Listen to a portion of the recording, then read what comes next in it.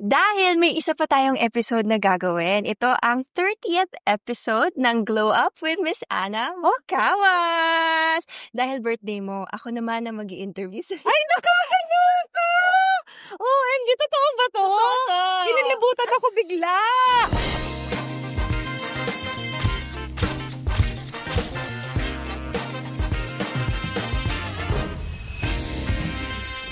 Oy, na-surprise niyo ako doon. In fairness. May few questions lang. Siyempre, sabi mo kung mayroong episode, ito ang next episode. Ikaw! Walang naka-next, walang naka-schedule na next kasi nga, hindi magtagpo yung mga oras. Eh, may ganap ka pa. Kahit may ganap ako, gusto ko muna magtanong ng important questions para sa'yo. Hindi ako ready dito. Ano yan? Super, it's your birthday. You're such an inspiration to everybody. You're such an inspiration to me. You helped me achieve my dreams, diba? Now, I'm just so curious. Sa birthday mo, sa dami-dami mong ginawa in life, meron ka pa bang gustong ma-achieve? Gustong ma-achieve? Actually, parang feeling ko nga, hindi ko pa alam mo yung, hindi naman dahil sa walang kang kakontentohan na. Kasi parang feeling ko, yung peak na to, ito yung peak na ang hirap ding i-sustain talaga. Tama. Alam mo, ang dami ng umaasang tao sa'yo, ang dami mong kailangan ding pasweldohin. Siyempre, hanggat maaari, gusto mo i-keep silang lahat. Ayaw natin na magbabawas tayo na tao. So, kailangan ko mag-work hard, lalo na mag-work hard para may mapasweldo tayo sa kanila. Para yung mga distributors also natin may maibenta. Kasi kung hindi ako gagalaw or hindi ako everyday na mag-grind, baka wala nang bumili ng products. Ang iniisip mo pa, ibang tao pa din eh. Kasi parang, eto na to eh. 'Di ba? Andito na tayo, minahal na ng mga tao yung produkto also, and ang daming natulungan as well. So, syempre yung gagawin ko is mas pagbubutihin ko pa na mas maraming makaalam. Ang galing. At mas magtuloy-tuloy siya. Sabi ko, gusto ko siya maging legacy also na sana meron sa mga anak ko na gustuhing manahin kung ano yung ginagawa ko ngayon. I'm sure naman kasi ang dami mo nang tulungan na tao. Feeling ko pag nakita nila how you are as a mom, talagang maiimpluwensyahan mo din sila ng tama. Pero curious ako, 20 years old, 30 years old ka, hanggang sa ngayon, are there things na dapat i-let go mo or parang hindi siya importante na na-realize mo ngayon? During the years talaga, may mga natutunan akong mga bagay na hindi mo kailangan ng sobrang daming kaibigan. Ang kailangan mo, totoo. Tsaka tumas ang balahibo ko. Diba? Ang kailangan mo lang is konting tao na nakakausap mo, na confident kang sabihan ng mga sekreto mo. Diba? Na alam mo na itong tao na to, pag sinabihan mo ng mga bagay na yan, hindi makakalabas yan. Kayong dalawa lang ang nakakaalam yan. Yeah. Kasi trust is very important. At the same time, yung integrity mo, 'di ba? Gusto mo yung kaibigan mo yung isang tao dahil alam mo hindi dahil may nakukuha siya sa'yo. Gusto ko yung kaibigan mo siya, kaibigan ka niya, dahil alam nyo sa isa't isa na mahalaga kayo at nagtutulungan kayo. Sinusuportahan niyo ang bawat isa. For better or for worse? For better or for worse. Kasi ang kikipagkaibigan, or even naman sa relationship, any relationship. Dito pala yung may hugot. Ito pala yung hugot. Ito pala yung hugot. At a last question, curious din talaga ako. If you were to talk to your younger self, ano sasabihin mo? To my younger self, ka masyadong mabait.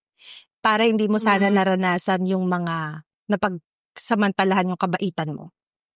Pero, syempre, grateful din naman ako dahil napagdaanan ko yung mga bagay na yan. Mas lalo rin naman akong tumibay. Kasi sabi nga, binibigay sa'yo ng Diyos yan dahil alam niyang kaya mo. Tama.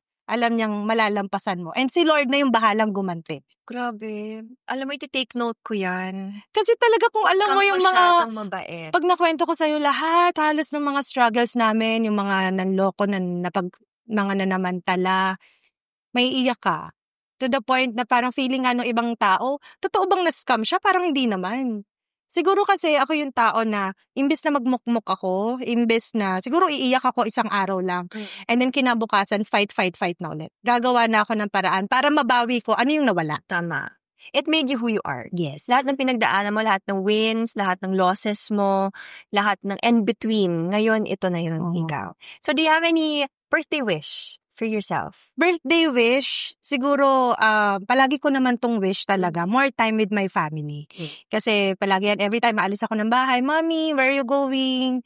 Mommy, are you going to... Pero naiintindihan na nila kung bakit ko to ginagawa. Basta at least ako, sa sarili ko, palagi kung may schedule ako na nasa bahay lang din ako. Tama. So kapag yung asawa ko, may trail naman siya, yun naman yung outlet niya para din mawala yung pagka-burnout niya dahil most of the time nasa bahay din siya yung nasa likod ko.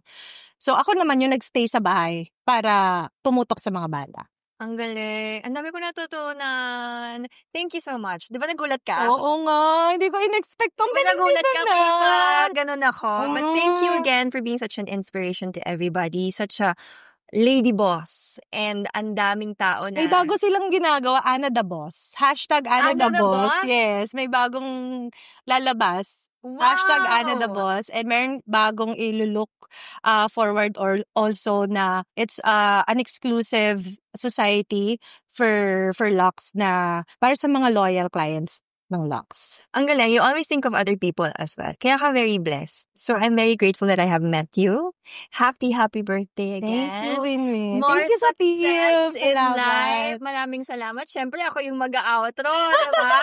Thank you so much. Wow, thank you so much.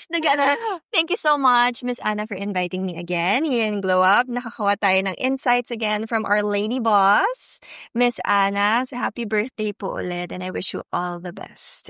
Now that I'm 39, hindi ko pa rin feel na 39 ako. Parang the feeling is always 20s. Hindi mo ma-feel na tumatanda ka. Siguro dahil sobrang busy rin, tapos the way kung paano rin kami mag-usap is ganun pa rin kung paano kami noon. Achievements na sobrang proud ako sa sarili ko. Every time na napapag-usapan yung about sa bags, isa yung name ko sa lumalabas sa mga searches. Sabi ko kung kaya ko pang ituloy, tutuloy ko talaga. Kaya lang hindi na talaga kaya ng time. So pasundot-sundot na lang din talaga. And then next is the achievements ng Lux kung nasan man siya ngayon. Especially with Lux Slim. Most trusted beauty and wellness drink. It's always Lux Slim. Yung nasa top of mind ng mga tao. Nabu-burnout din ako, ano ba? Hindi nyo lang alam. Hindi ko lang masyadong pinapahalata. Pero pag nabu-burnout ako, nasa kwarto lang ako. Pag may time na wala akong uploads, it's either busy ako sa work, meetings, ganyan, or nasa kwarto lang ako maghapon nakahiga,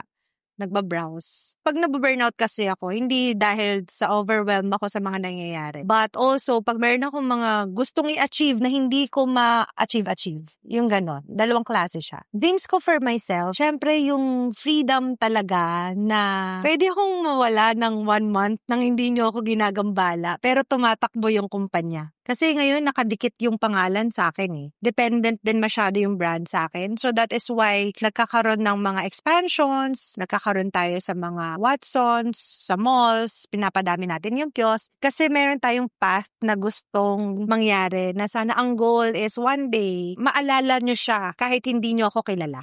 Legacy, palagi ko naman to sinasabi, palaging piliing maging mabuting tao. Di ba rin nang saktan ka, wag lang ikaw yung nanakit. At the end of the day, nakikita rin ng Diyos yan. Nakikita ni Lord kung ano yung mga bagay na ginagawa sa'yo ng ibang tao na hindi mo napapansin. At si Lord na yung bahala. May time na gusto kong mag-shutdown ng social media. Dito na lang ako sa likod. Wag na akong gambalain. Maraming times na gusto kong gawin yun. Pero, ang dami ko rin palang na-inspire ng mga tao. Na happy sila. Isa ako sa mga nagiging rason din kung bakit din sila nagpapatuloy sa buhay. So, yun din yung isa na pumipigil sa akin. At the same time, love ko din naman yung ginagawa ko. Ginusto ko to. Para sabi nga ni Winwin, di ba? Ginusto mo to eh. So, panindigan natin. Siguro lang, yung freedom na sinasabi ko is once you're into a business, yung akala ng lahat na you have time freedom, ganyan.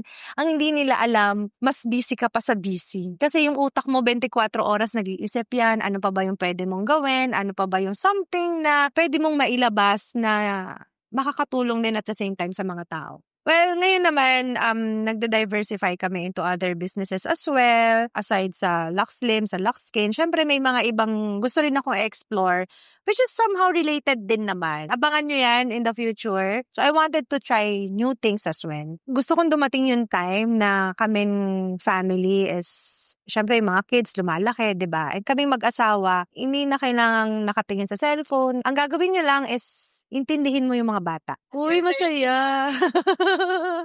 Hindi, happy ako kasi una-una, syempre, friends ko, mga distributors, andyan pa rin. Hindi kasi lahat maiintindihan dahil with the expansion na ginagawa ng Lux. But I'm happy na andyan pa rin sila at naiintindihan nila kung ano yung path na gustong gawin at marating pa ng company. And of course, yung family ko, yung tatay ko, hindi na kailangang operahan. So, ang daming magagandang bagay na nangyayari. And kung meron mang mga struggles, nalalampasan naman. And of course, husband ko, syempre family, 'di ba? Mas pinaghandaan din namin is yung for Lux Foundation. So yung mga programs na gagawin namin for Lux Foundation, yan na yung mas pagtutuunan din natin ng pansin. Instead na mag-celebrate ako ng bonggang party, inallocate na lang natin dito. So nagkaroon tayo ng mga feeding program, medical missions. So yan yung mga naka-line up natin. So again, Luxers, thank you so much. Maraming salamat. And I hope subaybayan nyo pa rin po ang mga future episodes ng Glow Up with Ana. Sino kaya ang next natin? Abangan!